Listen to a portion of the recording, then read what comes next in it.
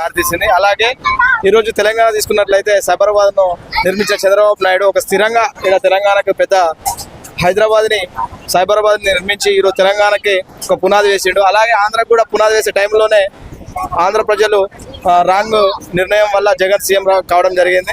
So అక్కడ స్థిరమైన రాజధాని ఏర్పరచకపోవడం వల్ల ఉద్యోగావకాశాలు లేక నిరుద్యోగులు మన ప్రజలు చాలా ఇబ్బందులకు గురవుతున్నారు. కాబట్టి మరోసారి ఆంధ్ర ప్రజలు ఆలోచించి చంద్రబాబును అధికారం తీసుకొచ్చే దిశగా ఆలోచిస్తున్నారని తెలియజేస్తున్నారు. అభిమానులు కార్యకర్తలు అందరూ కూడా లేదు మా పవన్ అన్నయ్య సీఎం అని చెప్పేసి. సో ఏది కరెక్ట్, ఎవరు సీఎం అభ్యర్థిగా ఉంటే బాగుంటుందని మీరు అంటున్నారు? చంద్రబాబు ఉంటేనే బాగుంటుంది, కానీ జనసేన అభిమానులు కోరుకోవడంలో తప్పేం లేదు. కానీ అక్కడ ఎక్స్పీరియన్స్ కి పెద్దపీట వేయాలి. కాబట్టి ఎందుకంటే ఈరోజు తెలంగాణ ప్రజలు ఎంత అభివృద్ధి దశలో ఉన్నారో ఆంధ్ర ప్రజలు కూడా అదే అభివృద్ధి దశలో ఉండాలి. కాబట్టి అనుభవానికి పెద్దపీట వేయాల్సిందిగా ఆంధ్ర ప్రజలు కోరుకుంటున్నారు. కాబట్టి జనసేన అభిమానులు కూడా ఆలోచించి చంద్రబాబుకే పట్టం కట్టే అవకాశాలు ఎక్కువ ఉన్నాయి. సో బాబు డిప్యూటీ సీఎం కానీ హోంశాఖ కానీ పవన్ కళ్యాణ్ గారికి ఇస్తే ఓకేనా?